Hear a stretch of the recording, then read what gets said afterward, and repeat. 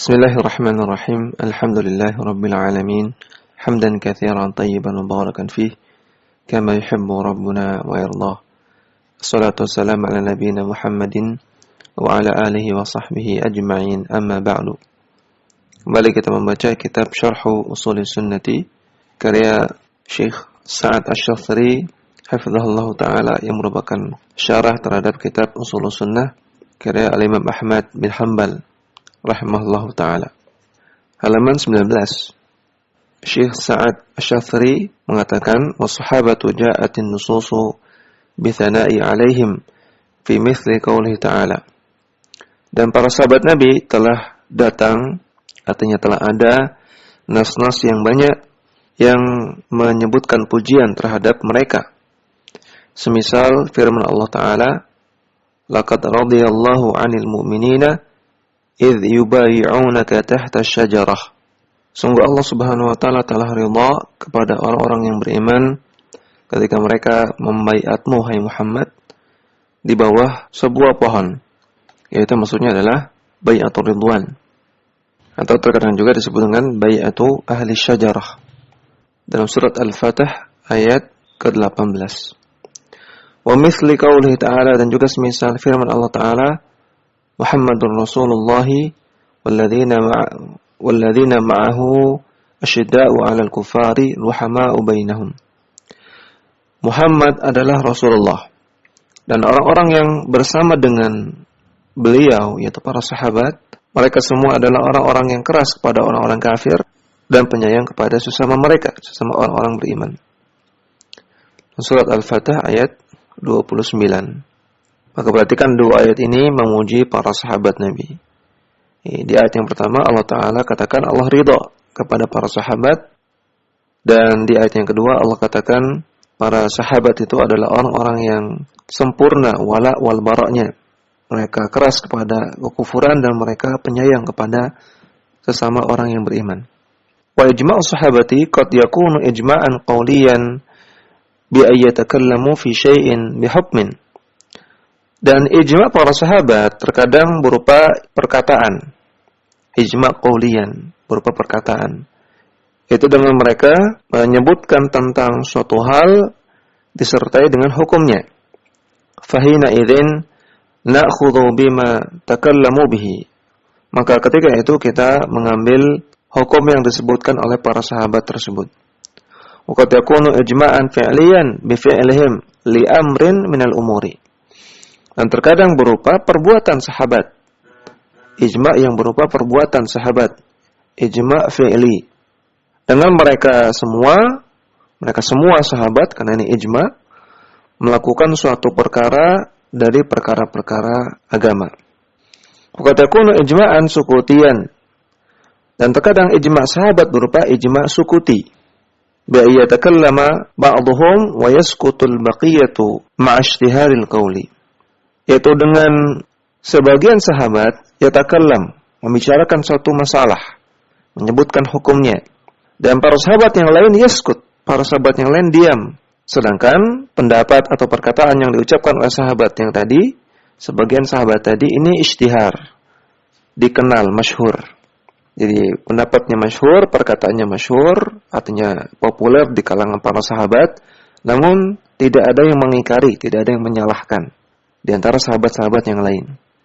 Maka ini juga digolongkan sebagai ijma' yang disebut dengan ijma' sukuti. Fa inna Nabiyya sallallahu alaihi wasallam qad bayyana anna al-haqqa la budda an yakuna zahiran fil ummati. Karena sesungguhnya Nabi sallallahu alaihi wasallam telah menjelaskan bahwasanya kebenaran itu pasti akan muncul, pasti akan nampak di tengah umatnya. فَإِذَا انْتَشَرَ قَوْلُ بَعْضِ الصَّحَابَةِ وَلَمْ يُنْكِرْهُ الْبَقِيَّةُ كَانَ ذَلِكَ الْقَوْلُ الْمُنْتَشِرُ حُجَّةً وَإِجْمَاعًا يَجِبُ الْعَمَلُ بِهِ. Maka kalau demikian, ketika suatu pendapat atau suatu perkataan dari sebagian sahabat Nabi itu intasyara, tersebar, dan para sahabat yang lain tidak ada yang mengingkarinya, maka perkataan yang tersebar tersebut adalah hujjah, adalah dalil, dan juga adalah ijma' yang wajib untuk diamalkan. Wa hadhil qawaidul muta'alliqatu bis sahabati yukhalifu fiha katsirun min ahli al-bid'ah. Dan kaidah ini yang terkait dengan hak para sahabat ini diselisihi oleh banyak sekali dari kalangan ahlul bid'ah. Wa ta'ifatun tarata'na fi sahabati wa takallama fihim. Sebagian golongan ahlul bid'ah mereka ada yang mencela para sahabat dan membicarakan keburukan para sahabat. Wa ta'ifatun ukhra yastathnuna adadan min as-sahabati ala adadi asabi'il yadi. Dan sebagian ahlul bid'ah ada yang mengecualikan sejumlah sahabat Nabi, artinya tidak dicela, tidak dikafirkan, namun hanya sedikit. Hanya sejumlah jari jemari, kata beliau di sini. Jadi sahabat yang lain dicela dan dikafirkan, sedangkan yang tidak dikafirkan hanya sedikit, sejumlah jari jemari kita. Wa ta'ifun ukhra yuqayyiduna fayaquluna. Dan ada sebagian ahlul bid'ah yang lain yang mereka membuat kaidah. Mereka mengatakan, nufarriqu baina man aslama min qabli al-fathi wa man aslama ba'dahu. Mereka mengatakan kami membedakan para sahabat yang masuk Islam sebelum Fathul Makkah dan yang masuk Islam setelah Fathu Makkah. Jadi yang sebelum Fathu Makkah itu dipuji, adapun sahabat yang masuk Islam setelah Fathu Makkah itu dicela. Aw yastathnuna man syaraka fil hurubi allati waqa'at baina Aliyin wa Muawiyah radhiyallahu anhuma wa nahu dzalika.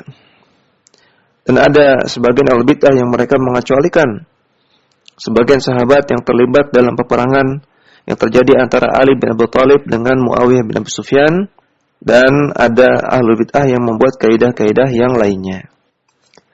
Wa amma ahlus sunnati wal jamaati fasahabatu kulluhum indahum udulun.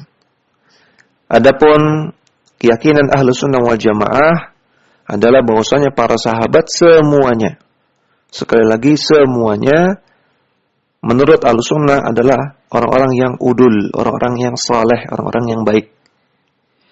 Li'umumin nususil waridati fi fadilatis sahabati. Berdasarkan keumuman dalil-dalil yang berbicara tentang keutamaan para sahabat. Tidak ada dalil yang membeda-bedakan. Yang ini baik, yang ini tidak baik. Yang sebelum ini baik, yang setelah itu tidak baik. Tidak ada. Wa amma man aslama ba'da al-fathi fa inna Allah qad asna 'alaihim bi khususihim kama fi suratil Hadid. Adapun para sahabat yang masuk Islam setelah Fathu Makkah, maka Allah Subhanahu wa taala pun telah memuji mereka secara khusus, sebagaimana terdapat dalam surat Al-Hadid. Kita lihat catatan kaki nomor 1. Yushiru syekhu ila qaulihi ta'ala. Di sini syekh mengisyaratkan kepada firman Allah Ta'ala, la yastawi minkum man anfaqa min qabli al-fathi wa qatal.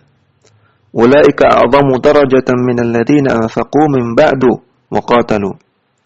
Wa kullu wa'adallahu al-husna. Kata Allah, tidak sama di antara kalian antara orang yang berinfak, antara sahabat yang berinfak dan berperang sebelum Fathu Makkah.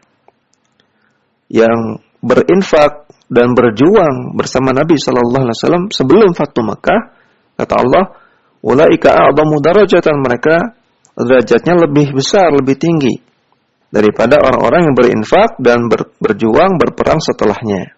Namun kata Allah, wa kullan wa'adallahu al-husna. Namun semuanya Allah Ta'ala janjikan kebaikan. Dalam surat Al-Hujurat ayat 57. Maka dalam ayat ini Allah Ta'ala juga menguji sahabat yang masuk Islam setelah Fathu Makkah. Karena Allah Ta'ala katakan wa kullan, semuanya. Walaupun memang ada perbedaan derajat, ada perbedaan keutamaan antara sahabat yang masuk Islam duluan dengan yang masuk Islam belakangan. Antara sahabat yang masuk Islam sebelum Fathu Makkah dan masuk Islam setelah Fathu Makkah memang ada perbedaan keutamaan, sebagaimana sudah pernah kita bahas di kitab Lum'atul I'tiqad. Ada tingkatan-tingkatan keutamaan para sahabat. Namun bukan berarti yang masuk Islam setelah Fathu Makkah itu tercela, tidak. Qala Ibnu Katsirin fi tafsirihi, Ibnu Katsir menjelaskan dalam tafsirnya, yakni al-munfiqina qabla al-fathi wa ba'dahu kulluhum lahum thawabun ala ma amilu Maksudnya, maksud ayat di atas adalah orang-orang yang berinfak, bersedekah sebelum Fathu Makkah ataupun setelahnya, semuanya mereka mendapatkan pahala atas apa yang mereka amalkan. Wa in kana bainahum tafawutun fi tafadulil jazai, walaupun memang di antara mereka terdapat perbedaan dalam masalah besarnya ganjaran. Intaha kalamhu, sampai sini berkataan Ibnu Katsir. Kembali ke atas, wa li'anna an-nususa tashmaluhum. Dan alasannya kedua, kenapa para sahabat yang masuk Islam setelah Fathu Makkah juga mulia, karena nas-nas yang bicara tentang keutamaan para sahabat juga tashmaluhum, itu mencakup mereka. Wa hakadha man qatala fi tilkal ma'ariki yashmaluhu umumun nususi. Dan demikian juga para sahabat yang ikut berperang dalam perang-perang yang disebutkan di atas, perang antara Ali dan Muawiyah, itu juga tercakup dalam keumuman nas-nas yang bicara tentang keutamaan sahabat. Thumma innal muqatilina ala anwa'in. Namun memang orang-orang yang berperang dalam peperangan di atas, perang yang merupakan perselisihan di antara para sahabat, perang Jamal dan juga perang Siffin, itu ada beberapa jenis. Minhum man huwa musibun. Ada sahabat yang di posisi yang benar. Wa minhum man huwa mukhti'un. Dan ada sahabat yang berada di posisi yang keliru, yang salah. Lakinnahu ma'dzurun fi khata'ihi. Namun mereka mendapatkan udzur. Artinya dimaafkan atas kesalahannya tersebut. Li'annahum yadhunnuna anna hadha huwa syar'u wa anna hadha huwa shawabu wa qad akhta'u fihi. Karena mereka menyangka bahwasanya apa yang mereka perjuangkan, apa yang mereka yakini itu adalah bagian dari syariat, adalah ajaran syariat, dan mereka menyangka bahwasanya itulah yang benar, dan realitanya mereka akhta'u fihi, mereka keliru dalam masalah tersebut. Dan para ulama mengatakan peperangan antara Ali dan Muawiyah, pihak yang benar adalah pihak Ali bin Abi Thalib, dan pihak Muawiyah adalah pihak yang keliru. Namun tadi, walaupun mereka kelirunya karena berijtihad. Mereka menganggap itulah yang benar dalam pandangan syar'i. Mereka berijtihad, bukan mereka ingin berbuat makar. Bukan karena mereka orang-orang yang bobrok, yang suka pada peperangan, bukan. Namun karena mereka berijtihad sehingga mereka ma'dzur, diberi udzur atas kekeliruannya. Wa min qawaidi ahli sunnati wal jama'ati anna man badala wus'ahu fi mas'alatin fa akhta'a khata'an la yu'aridu asla dinil islami fa innahu ma'dzurun. Dan di antara kaidah ahli sunnah wal jamaah adalah bahwasanya orang yang mencurahkan daya upayanya, orang yang berusaha untuk mencari kebenaran dalam suatu masalah, kemudian ternyata dia keliru, yang kekeliruannya ini tidak sampai bertentangan dengan pokok mendasar dari agama Islam, maka fa'innahu ma'dzurun. Maka orang yang seperti ini diberi udzur. Artinya dia tetap dikatakan keliru, namun ya dia dimaafkan. Li'annahu qad badzala ma fi wus'ihi, karena dia telah mencurahkan daya upayanya, dia sudah berusaha untuk mencari yang benar berdasarkan apa yang diketahui. Liqaulillahi ta'ala, berdasarkan firman Allah Ta'ala, la yukallifullahu nafsan illa wus'aha. Allah tidak akan membebani seseorang kecuali dalam batas kemampuannya. Surat Al-Baqarah ayat 286. Wa liqaulihi subhanahu, dan juga berdasarkan firman Allah Ta'ala, wa laysa 'alaikum junahun fima akhta'tum bih walakin ma ta'ammadat qulubukum. Allah Ta'ala katakan, tidak ada dosa bagi kalian kalau kalian melakukan akhta', kekeliruan yang tidak disengaja. Namun yang berdosa adalah kalau kalian ta'ammadat qulubukum, kalau memang itu datang dari kesengajaan hati kalian. Dan surat Al-Ahzab ayat kelima. Wa yastadilluna ala dzalika biwaqa'i'a katsiratin waqa'al khata'u fiha fima ba'du fil aqaidi. Dan para ulama juga berdalil untuk menyimpulkan kesimpulan di atas bahwasanya orang yang berusaha mencari kebenaran namun jatuh pada kekeliruan, bukan karena sengaja, maka dia dimaafkan. Para ulama berdalil dengan waqa'i, banyaknya kejadian-kejadian yang terjadi kesalahan, yang terjadi kekeliruan di sana, dan kekeliruannya dalam masalah akidah. Wa ma'a dzalika lam yubayyin an-nabiy sallallahu alaihi wasallam ithma dzalikal mukhti'i. Namun Nabi SAW tidak mengatakan orang yang keliru tadi berdosa. Likaunihi qad badala ma fi wus'ihi, karena dia telah mencurahkan apa yang menjadi kemampuan dia. Ya, seperti kisah para sahabat yang meminta dibuatkan dzatu anwab. Minta dibuatkan pohon untuk diambil keberkahannya, untuk digantungkan senjata-senjata di sana agar senjatanya menjadi sakti sebagaimana dilakukan oleh orang-orang jahiliyah. Maka mereka mengira atas apa yang mereka ketahui, mereka mengira ini masih dibolehkan. Sehingga mereka meminta hal itu. Namun Nabi SAW katakan itu keliru, perbuatan kesyirikan. Tapi Nabi tidak mengkafirkan mereka. Nabi tidak menyalahkan mereka karena mereka mengatakan itu karena tidak tahu. Bukan karena sengaja untuk berbuat syirik, namun karena ketidaktahuan dan ketidaksengajaan. Fa ashabu Isa qalu. Contohnya pengikut Nabi Isa, mereka mengatakan, hal yastati'u rabbuka ay yunazzila 'alaina ma'idatan minas sama'. Pengikut Nabi Isa, artinya pengikut Nabi Isa yang beriman, yang imannya benar. Mereka bertanya kepada Nabi Isa, apakah Rabbmu, apakah Allah Subhanahu wa taala mampu untuk menurunkan kepada kita hidangan dari langit? Dan surat Al-Maidah ayat 112. Ma anna hadza yatadammanu naw'a syakkin fi qudratillah. Perkataan ini mengandung unsur keraguan terhadap kekuasaan Allah Subhanahu wa taala. Seolah-olah meragukan apakah benar Allah mampu menurunkan hidangan. Tentunya Allah mampu. Tapi perkataan seperti ini seolah-olah meragukan kemampuan Allah Subhanahu wa taala. Namun falam yukaffirhum wa lam yu'athimhum, inma bayyana khata'ahum biizhari qudratillahi.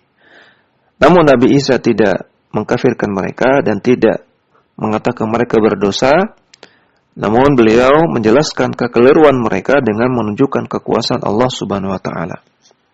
Wa hakadha fi qissatir rajul alladhi kana yasrifu ala nafsihi.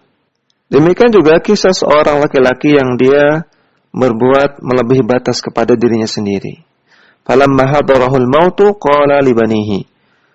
Ketika kematian akan mendatangi dia, artinya ketika dia sakaratul maut, maka dia berkata kepada anak-anaknya, "Idza ana mittu fa ahriquni, thumma tahanuni, thumma dharuni fir rihi." Kata bapaknya, kalau aku mati nanti, maka bakarlah jasadku. Kemudian setelah itu, gilinglah hasil pembakaran tadi. Mayat yang sudah terbakar tadi digiling, sehingga menjadi debu-debu. Thumma dharuni fir rih. Kemudian sebarkanlah agar menyebar dengan angin. Fa wallahi la in qaddara alayya rabbi la yu'adzibuni 'adzaban ma 'adzabahu ahadan. Alasannya karena dia katakan, demi Allah, andaikan Rabbku, andaikan Allah Subhanahu wa taala menakdirkan aku menjadi orang yang diazab kelak di akhirat, maka sungguh pasti aku akan diazab oleh Allah dengan azab yang tidak pernah diberikan kepada seorang pun.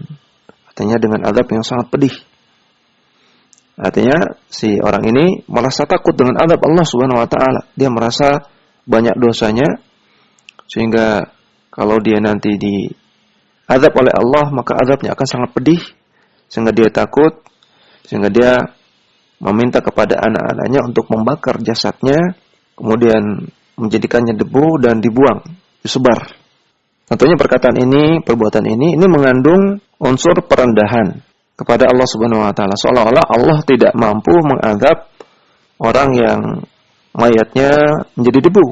Orang yang mayatnya dibakar jadi debu, disebar, seolah-olah Allah enggak bisa bangkitkan, Allah enggak bisa azab.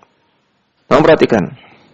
Falamma mata fa'ala bihi dzalika. Ketika sang laki-laki tersebut meninggal, maka anak-anaknya pun melakukan hal tersebut. فأمر الله الأرض فقال اجمعي ما فيك منه ففعلت. Maka ketika sudah dilakukan, maka Allah pun memerintahkan bumi. Allah katakan, wahai bumi, kumpulkanlah debu-debu tersebut yang ada padamu. Debu-debu orang tadi yang ada padamu, wahai bumi. Maka bumi pun fa'alat, melakukannya. فَإِذَا هُوَ قَائِمٌ فَقَالَ مَا حَمَلَكَ عَلَى مَا صَنَعْتَ. Maka ketika orang ini dibangkitkan oleh Allah Subhanahu wa taala dalam keadaan utuh kembali, sehingga dia qaim, berdiri di hadapan Allah Subhanahu wa taala, Allah tanya, "Apa alasanmu melakukan apa yang engkau lakukan itu?" Qala ya Rabbi khasyituka. Maka orang tadi menjawab, "Ya Allah, aku takut kepadamu ya Allah." Alasan aku melakukan itu karena aku sangat-sangat takut kepadamu ya Allah. Maka faghafara lahu, maka Allah pun mengampuninya. Di catatan kaki disebutkan hadis ini sahih, riwayat Al-Bukhari dan Muslim. Dari hadisnya Abu Hurairah radhiyallahu ta'ala anhu. Ma kaunihi qad akhta'a fi mas'alati qudratillahi jalla wa ala, lakin lamma kana mu'minan billahi mu'taqidan anna Allaha munfaridun bil ibadati.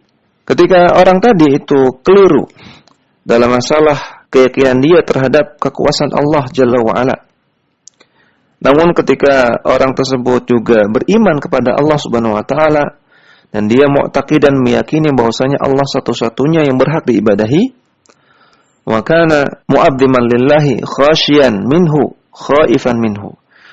Dan dia adalah orang yang mengagungkan Allah Subhanahu wa taala dan dia takut kepada Allah Subhanahu wa taala. Maka ghafarallahu lahu ma hasala minhu minal khata'i fi mas'alati qudratillahi ta'ala. Maka Allah pun mengampuni dia dan Allah mengampuni kesalahan yang terjadi pada dirinya, yaitu dalam masalah keraguan dia terhadap kekuasaan Allah Subhanahu wa taala. Tentunya ini perbuatan yang tidak diperbolehkan, membakar orang yang sudah meninggal. Karena yang dituntunkan oleh Islam adalah menguburkannya. Dan juga alasan yang diutarakan adalah alasan yang mengandung kekufuran. Namun ia lakukan ini karena jahil dan juga karena saking besarnya rasa takut ia kepada Allah Subhanahu wa taala, maka kesalahan dan kekufuran itu Allah ampuni. Dan juga yang perlu digarisbawahi di sini adalah bahwasanya orang tersebut dia mati dalam keadaan bertauhid, tidak berbuat syirik kepada Allah Subhanahu wa taala. Buktinya dia khasyah hanya kepada Allah. Dan khasyah itu salah satu ibadah. Makanya tadi Syekh Sa'ad mengatakan mu'taqidan annallaha munfaridun bil ibadah. Orang tersebut meninggal dalam keadaan meyakini bahwasanya Allah satu-satunya yang berhak diibadahi. Sehingga orang ini meninggal dalam keadaan bertauhid. Masih ada tauhid dalam hatinya walaupun dia melakukan kekeliruan. Oleh karena itu Allah Ta'ala masih mengampuni dia. Maka dari sini kita juga dapati keutamaan dari tauhid. Kemudian washabu Rasulullah sallallahu alaihi wasallam qad asamahumullahu idza ijtama'u. Dan para sahabat Rasulullah sallallahu alaihi wasallam, maka Allah tetapkan mereka itu maksum kalau mereka bersepakat. Wa qad asamahumullahu minal khata'i hina idzin. Dan Allah Ta'ala menetapkan mereka itu maksum hina idzin, dalam keadaan yang demikian. Itu dalam keadaan mereka bersepakat, tidak ada perselisihan di antara mereka. Ya, maka para sahabat itu secara orang per orangnya, per individunya tidak maksum, karena para sahabat bukan nabi. Secara orang per orangnya tentunya manusia biasa, ada kekeliruan. Namun ketika mereka bersepakat dalam suatu hal, mereka ijma', maka ijma' mereka maksum. Sama seperti perkataan para ulama, manhaj salaf itu maksum, pasti benar, tidak mungkin keliru. Adapun salaf, orang per orangnya, salaf itu sahabat, tabi'in, tabi'ut tabi'in. Maka sahabat tabi'in, tabi'ut tabi'in, orang per orangnya tentunya ada kekeliruan, ada kekurangan. Sehingga salaf ini bisa keliru, tidak maksum, tapi manhaj salaf, keyakinan mereka, cara beragama mereka secara keseluruhan, maka itu maksum, pasti benar. Wala yumkinu an yaqa'a minhum ijma'un 'ala batilin aw khata'in. Dan tidak mungkin terjadi kesepakatan di antara mereka yang kesepakatan tersebut di atas kebatilan dan kekeliruan. Tidak mungkin para sahabat semuanya itu bersepakat dalam kekeliruan. Karena andaikan ada sahabat yang keliru, pasti sahabat yang lain mengingkarinya, menasihatinya. Nggak mungkin seluruhnya bersepakat untuk melakukan kesesatan, melakukan maksiat. Yang tidak mungkin. Dan sebetulnya ada sebuah hadis dari Anas bin Malik bahwasanya Rasulullah sallallahu alaihi wasallam bersabda, "La tajtami'u ummati ala dhalalatin." Tidak mungkin umatku, yaitu para sahabat, bersepakat di atas kesesatan. Hadis riwayat Imam Ahmad, walaupun hadis ini dipersisihkan oleh para ulama. Sebagian ulama mengatakan hadis ini dhaif, dan yang rajih insyaallah hadis ini derajatnya hasan, sebagaimana dihasankan oleh Syekh Al-Albani rahimahullahu taala. Dan apanya karena hadis ini dipersisihkan, ya, banyak ulama yang mendhaifkan, sehingga di sini Syekh Sa'ad Asy-Syadzili tidak menyebutkannya. Dia bersabda, umatku tidak akan bersepakat di atas kesesatan. Wa sahabatu Rasulullah sallallahu alaihi wasallam hum afdalul ummati ba'da nabiyha sallallahu alaihi wasallam. Dan para sahabat Rasulullah sallallahu alaihi wasallam adalah umat yang paling utama, adalah orang-orang yang paling utama setelah nabinya sallallahu alaihi wasallam. Ya, para sahabat adalah manusia-manusia yang paling mulia setelah Rasulullah sallallahu alaihi wasallam. Dan ini berlaku sampai hari kiamat, berlaku dalam seluruh sejarah manusia. Jadi dalam sejarah manusia, orang-orang yang paling mulia yaitu para nabi. Setelah para nabi, maka yang paling mulia setelahnya adalah para sahabat Rasulullah sallallahu alaihi wasallam. Para sahabat Nabi Muhammad sallallahu alaihi wasallam. Kama warada fil hadithi anna Nabiy sallallahu alaihi wasallam qala. Sebagaimana terdapat dalam hadis bahwasanya Nabi sallallahu alaihi wasallam bersabda, "Khairu ummati qarni, thumma alladhina yalunahum, thumma alladhina yalunahum." Sebaik-baik umat adalah generasiku, yaitu para sahabat. Kemudian generasi setelahnya, kemudian generasi setelahnya. Di catatan kaki nomor 2, hadis ini sahih riwayat Bukhari Muslim dari hadisnya Imran bin Husain radhiyallahu ta'ala anhu. Idzan imtaza ahlus sunnati bi taqdimi sahabati. Oleh karena itu maka di antara keistimewaan Ahlus Sunnah wal Jamaah adalah mereka mengutamakan para sahabat. Wa imtazu kadzalika annahum yasiruna ala tariqatihim. Dan juga di antara keistimewaan Ahlus Sunnah wal Jamaah, mereka menjalani agama di atas jalannya para sahabat. Fa in qala qailun, kalau ada orang yang bertanya, mad dalilu ala taqlidi tariqatihim? Apa dalilnya bahwasanya kita harus mengikuti jalannya para sahabat? Qulna, maka kita katakan, maka kita jawab, al ayatu sabiqatu, dalilnya adalah ayat-ayat yang telah kita sebutkan tadi. Tadi surat Al-Fatih ayat 29, surat At-Taubah ayat ke-100, surat Al-Fatih ayat 18, dan juga tadi surat Al-Hujurat ayat 57. Ini beberapa dalil yang menunjukkan wajibnya kita mengikuti jalannya para sahabat. Wa minha qawluhu, dan juga diantaranya firman Allah Ta'ala, was-sabiquna al-awwaluna minal muhajirin wal ansar walladzina ittaba'uuhum bi ihsanin radhiyallahu anhum wa radu anhu wa a'adda lahum jannatin tajri tahtaha al-anhar khalidina fiha abada. Ya, surah At-Taubah ayat ke-100 sudah pernah kita terjemahkan. Wa jaa fil hadits anna Nabiy sallallahu alaihi wasallam qala. Dan terdapat dalam hadis bahwasanya Nabi sallallahu alaihi wasallam bersabda, "Taftariqu hadhihi al-ummatu ala 73 firqatan." Umat ini, umat Rasulullah sallallahu alaihi wasallam akan berpecah belah menjadi 73 golongan. Kulluha fin-nari illa wahidatan. Semuanya akan masuk ke neraka kecuali satu golongan. Qalu man hiya ya Rasulullah? Para sahabat bertanya, siapa mereka? Orang yang selamat tersebut, golongan yang selamat tersebut, wahai Rasulullah. Qala man kana ala mithli ma ana alaihi al-yauma wa ashabi.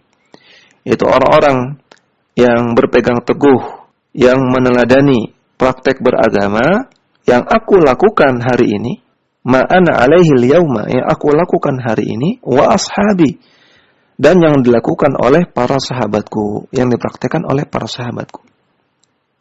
Di catatan kaki nomor 3 disebutkan hadis ini riwayat At-Tirmidzi dalam sunannya, Al-Hakim dalam Al-Mustadraknya dari Abdullah bin Amr ibn al-As, dan hadis ini dihasankan oleh Syekh Al-Albani dalam tahqiq beliau terhadap Jami' At-Tirmidzi. Hadisnya hasan. Dan hadis ini sangat jelas sekali menunjukkan bahwasanya cara beragama yang benar, manhaj yang benar, pemahaman yang benar adalah pemahaman yang dimiliki oleh Nabi SAW dan pemahaman para sahabatnya. Yang orang-orang yang mengikuti pemahaman ini, mengikuti cara beragama mereka, dijanjikan oleh Allah Subhanahu wa taala akan selamat sehingga terhindar dari api neraka. Demikian yang bisa kita baca. Wassallallahu ala nabiyina Muhammadin wa ala alihi wa sahbihi wasallam.